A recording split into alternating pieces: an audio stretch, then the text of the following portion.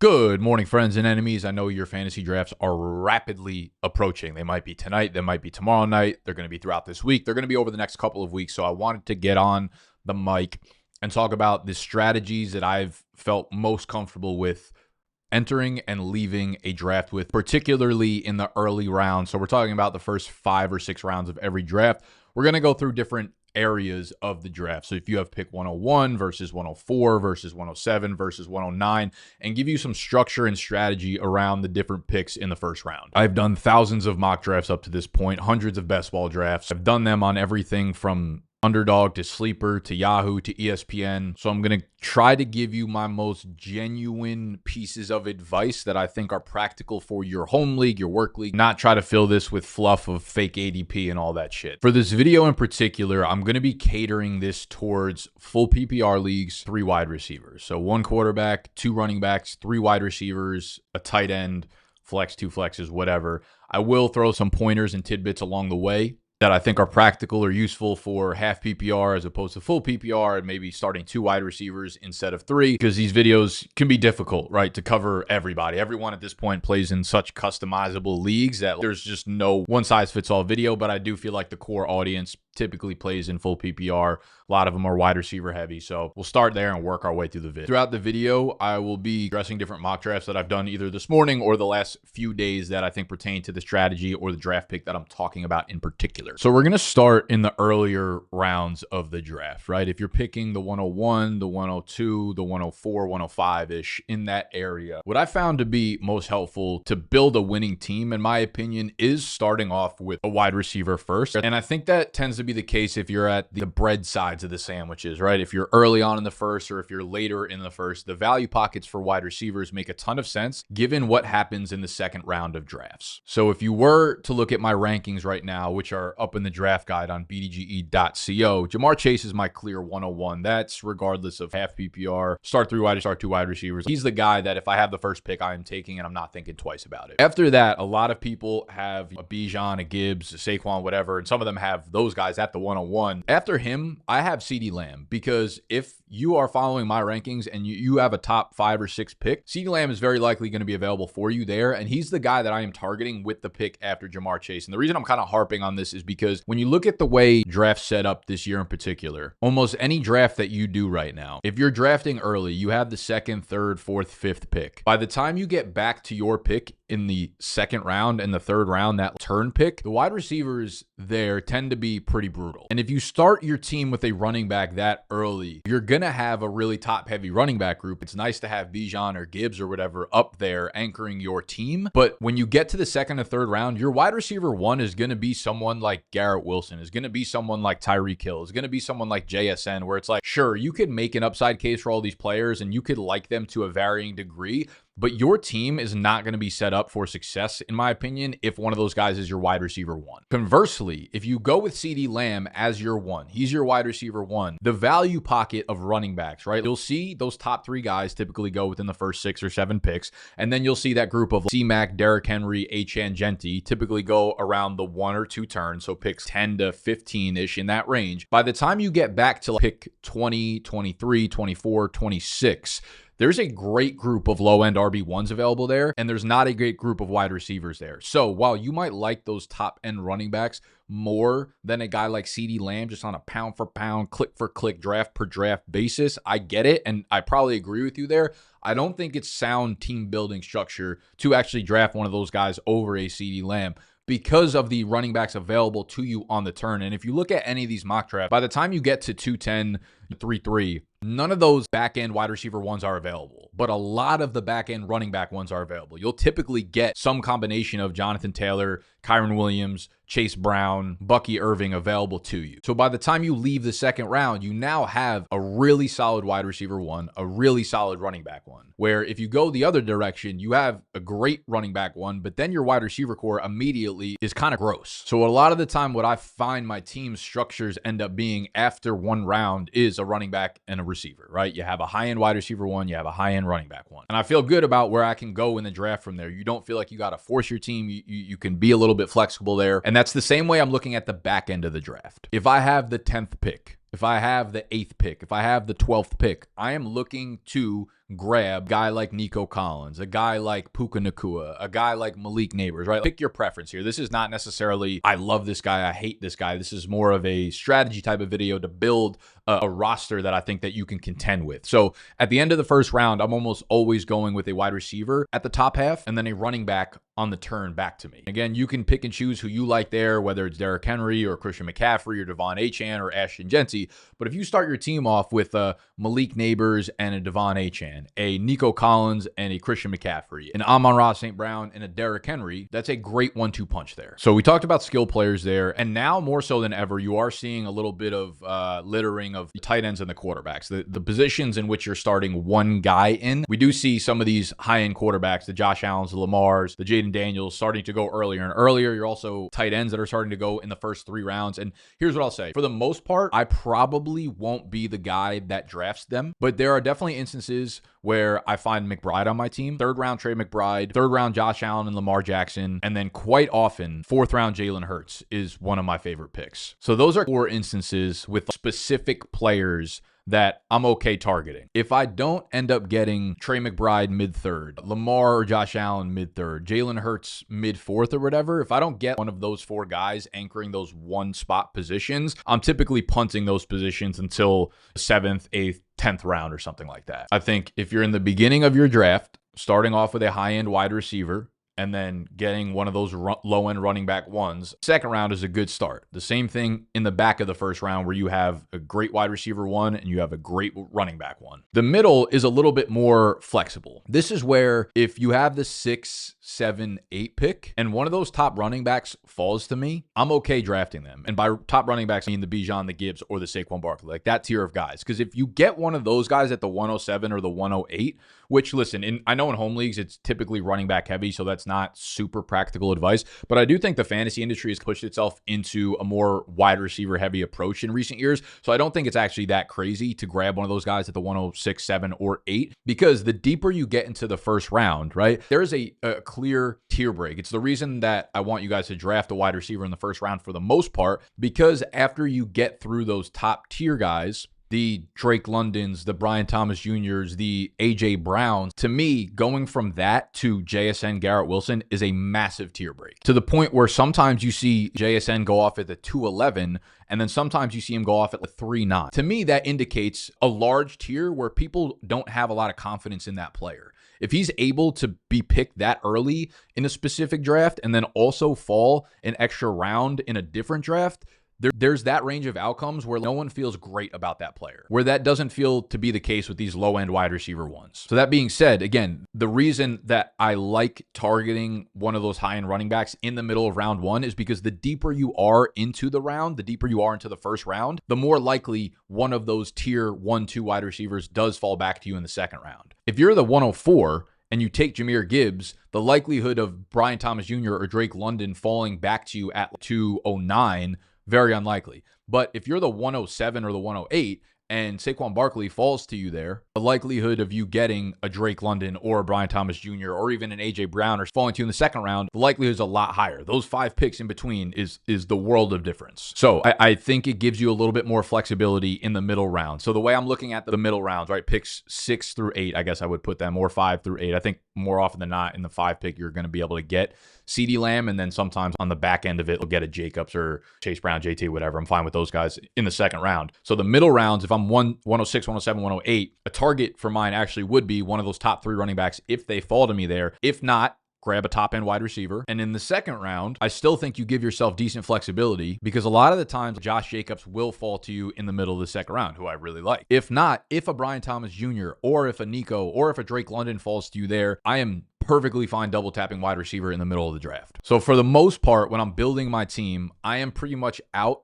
on any non-running back wide receiver in rounds 1 or 2. Brock Bowers can be a specific case if it's tight end premium, and if he falls to, I would say, I don't know, 210 or later. So when we get into the 3rd round, if you have an early pick, the 3rd round starts to open up the board a little bit because people have taken different directions up to this point, and I think Sometimes different guys will fall to you at different spots. Sometimes you'll see Trey McBride go in the late second round. Sometimes he'll drop to 304, 305. Sometimes you'll see Josh Allen and Lamar Jackson go at the end of the second round. Sometimes they'll drop to 3.5, 3.6. So I think giving yourself that variation in the first 2 rounds does help build a more well-rounded team. So here's an example of a draft I did. Middle round pick. I had the 106. So get to the 106. Those top 3 running backs are off the board. Chase, Lamb are off the board. I took Justin Jefferson at the 106. And as I said, we got back to the 2-7, and that tier of wide receivers was off the board for me. Drake London was 1 pick away. Would have loved to have gotten him there, but he wasn't.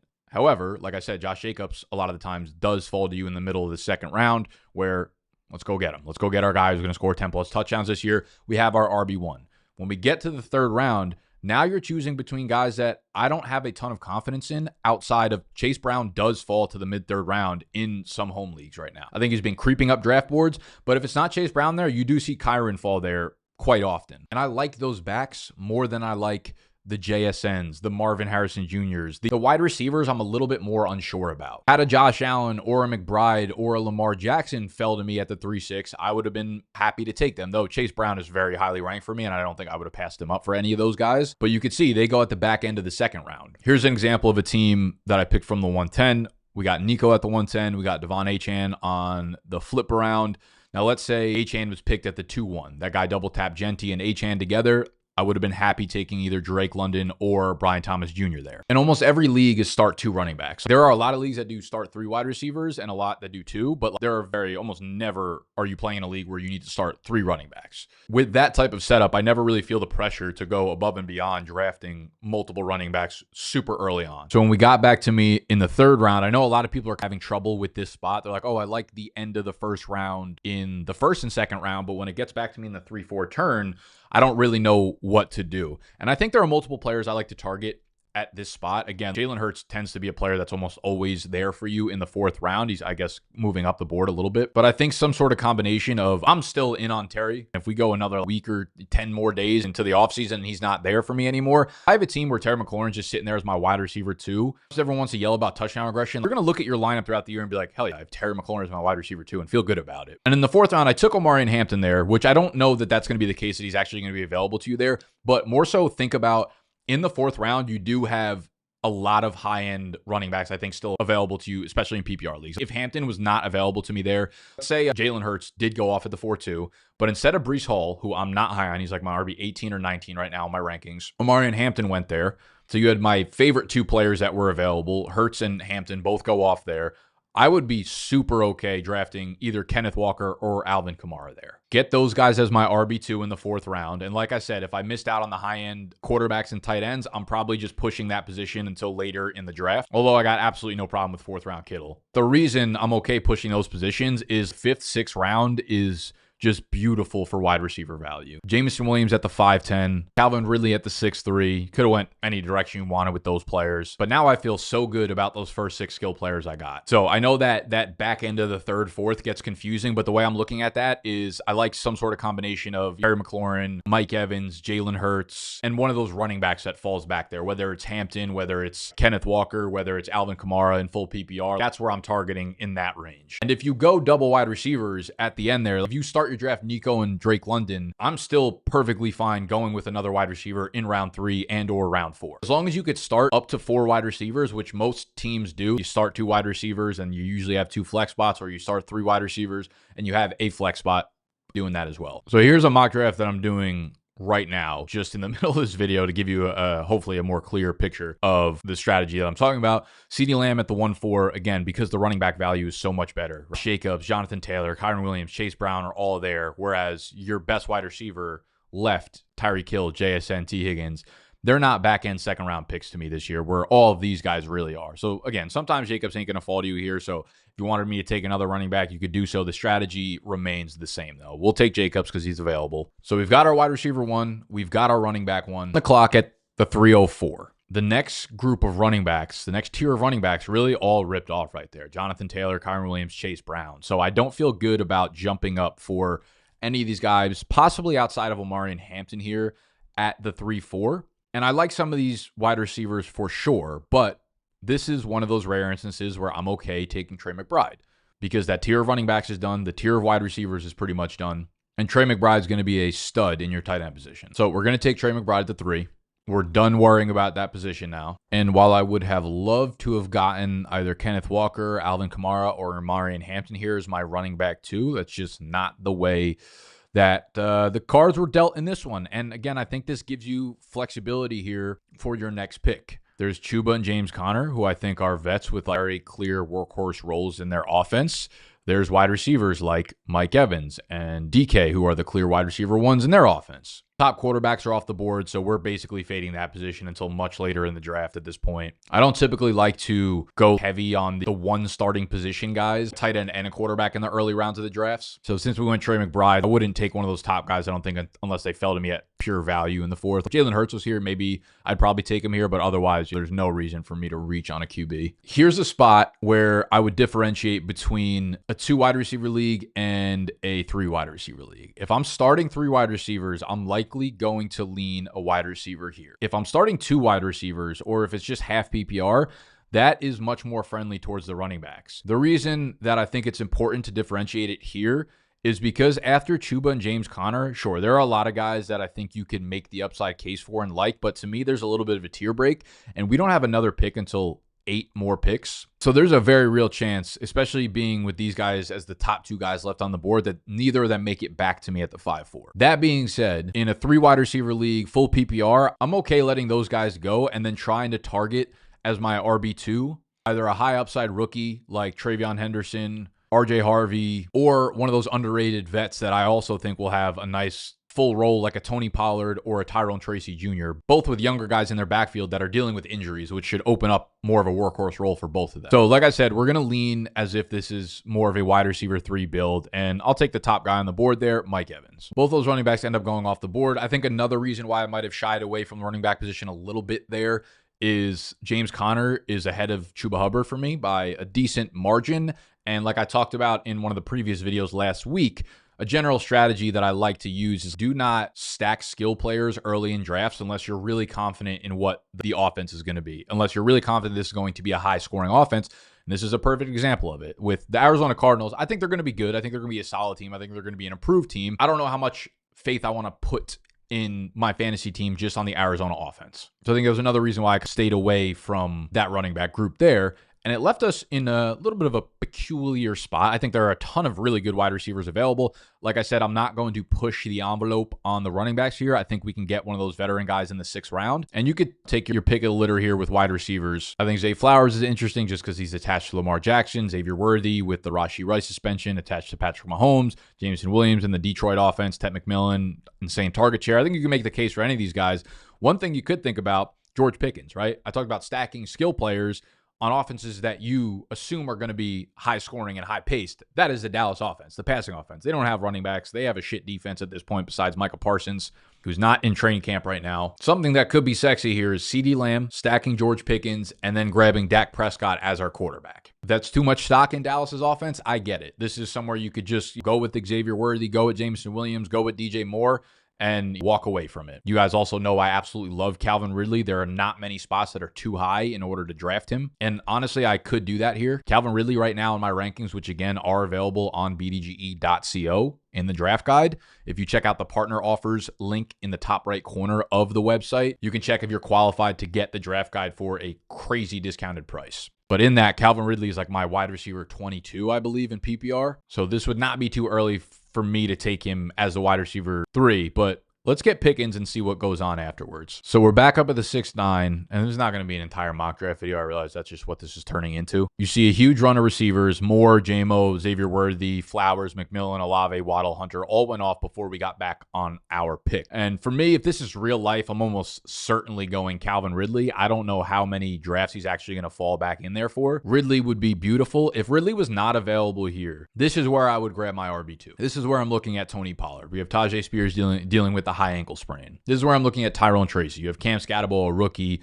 day 3 guy, dealing with now a re-injured hamstring that's caused him to miss multiple weeks during the most important time of the year. And you probably don't even have to take Tyrone Tracy that high at all, so you can probably wait another round. But this is where I'd grab one of those guys if Ridley wasn't there. I think based on these ADP, you kind of go off of your league. If it's a 2 wide receiver league, I'm sure running backs go off earlier. In that case, maybe you do want to target the running back here. If that's not the case and Ridley does fall here, maybe you want to go Ridley and just bank on Pollard or Caleb Johnson, Tyrone Tracy, Brian Robinson falling back to you as your RB2. Let's roll the dice. Let's go Ridley. All right, we went Ridley. Pollard went 1 pick before us, which is unfortunate. And this is where I would go with either Caleb Johnson or Tyrone Tracy. You will never know, though, because this is an early round strategy video, and we're not going through every single round. But if enough people hit the thumbs up button on this video, then I will continue this into the mid and late rounds in another video. I've kind of been blabbering now for quite a while, and I didn't really go into this with a pure structure of the video because I wanted to be a little bit flexible with how I explain things in my way of thinking. So I hope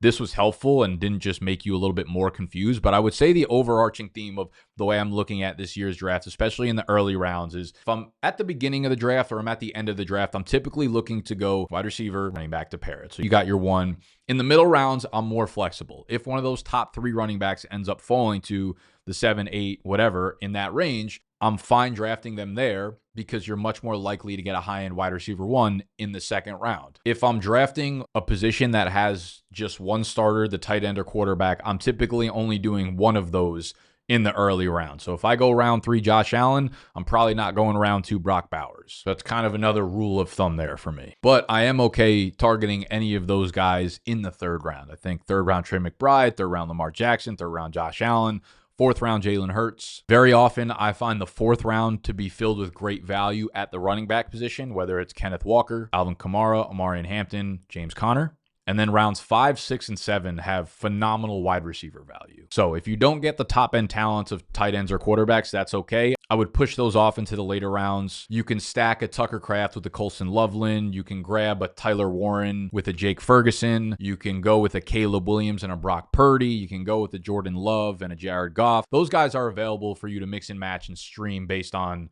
the opponents and things like that. So I wouldn't stress if you don't hit one of the high-end quarterbacks or tight ends. And it's okay to jump above ADP to build a more structured, sound team. Just because Chase Brown is 6 spots down in the rankings, but you're like, I love Chase Brown and I want to draft my RB1 at the back of the second round, don't feel like you can't do that because you absolutely can. So if you're like CeeDee Lamb, Chase Brown, Trey McBride, dynamite start there. And then at the 4 or 5 turn, we can hit a James Conner and a Jamison Williams. All right, I got to leave you there. I'm going to give you a big fat smoochie. Mwah! And I will see y'all probably Monday.